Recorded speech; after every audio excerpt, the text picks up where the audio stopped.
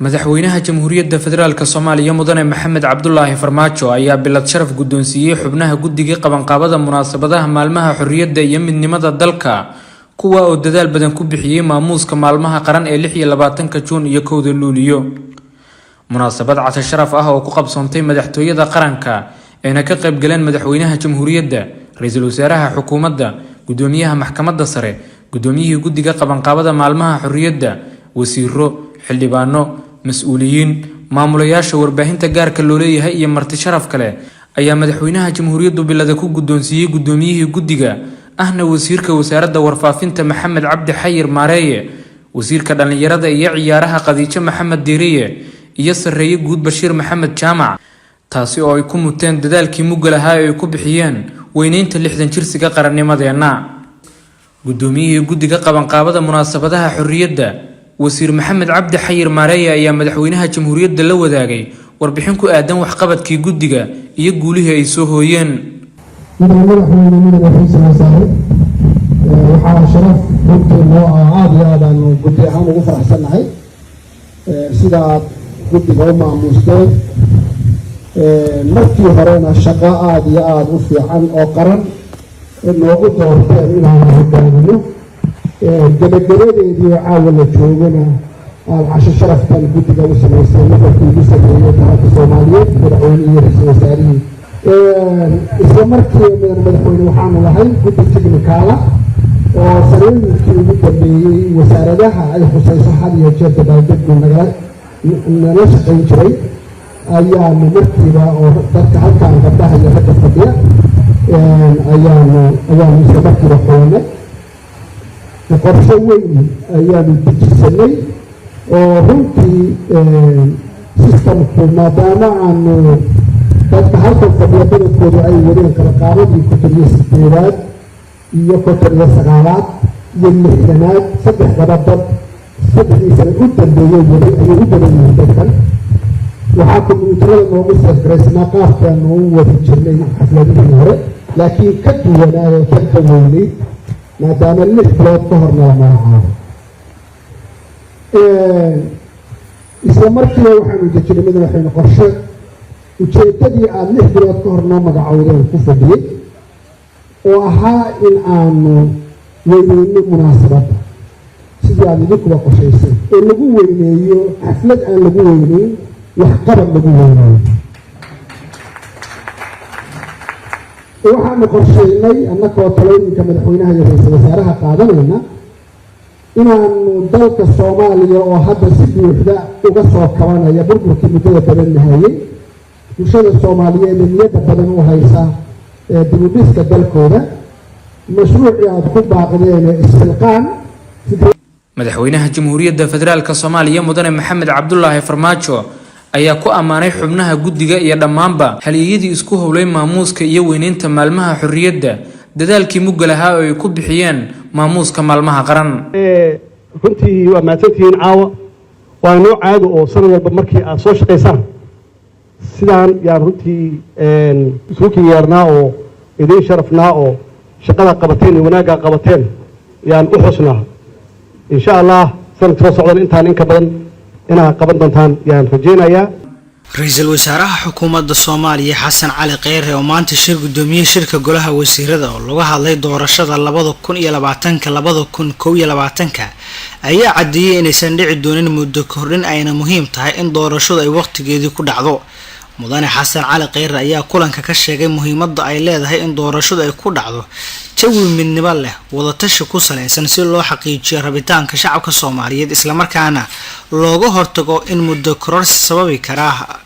khilaaf siyaasadeed mid amni iyo sidoo kale mid dastuur oo dalka ka dhaco ay ku dhacdo jawi midnimo iyo mid wada tashi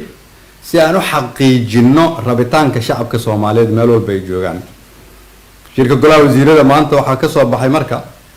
in golaha wasiiradu ay si joogto ah uga shaqeeyaan dardargelinta fududeynta ka shaqeynta sida ay ku dhici lahayd doorasho ummadda Soomaaliyeed ay isla ogoshahay. waxaa kaloo halkan laga soo jeediyay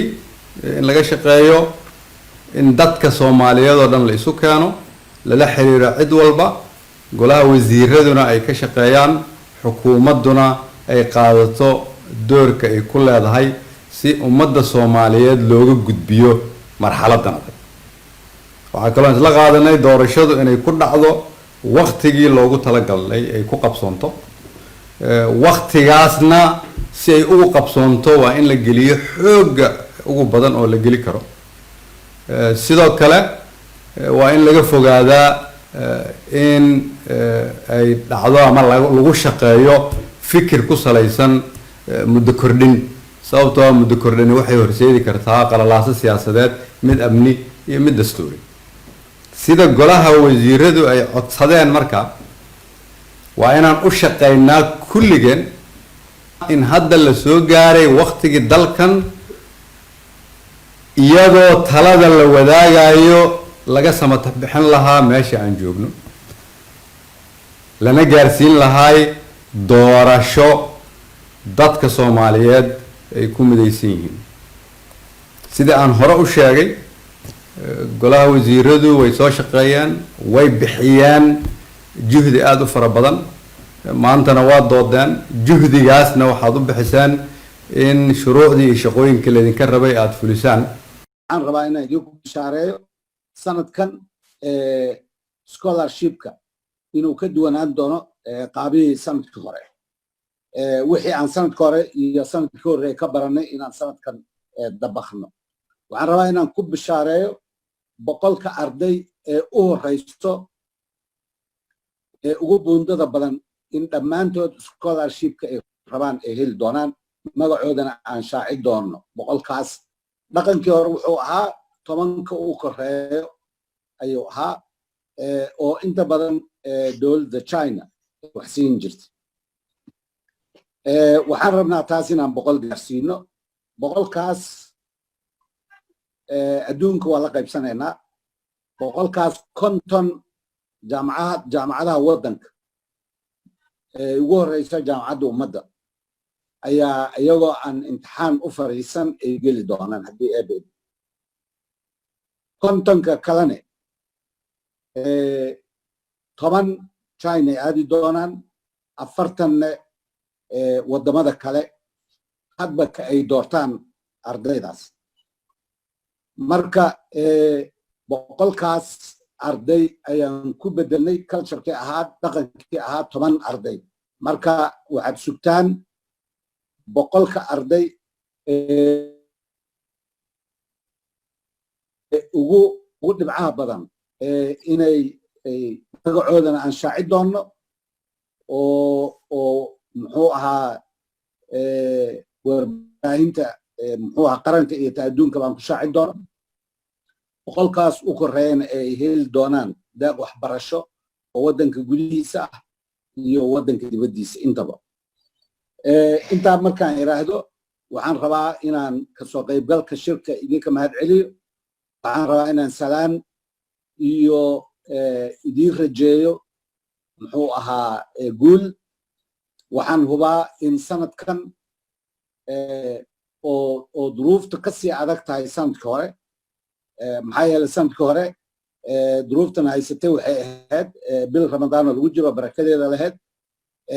oo ardayda iyagoo mataqaanaa sooman ay imtixaan gelayeen welina markii ay muxuu lagu celiyey aan ogahay inay niyad jab keentay laakiin ardaydu ay aad ugu farxeen in lagu celiyo maxaa yeelay waxay arkayeen kuwa raba inay wax aan cadaalad ahayn wax ku helaan inay fashilmeen sanadkan iyadoo cudur uu jiro iyo cabsi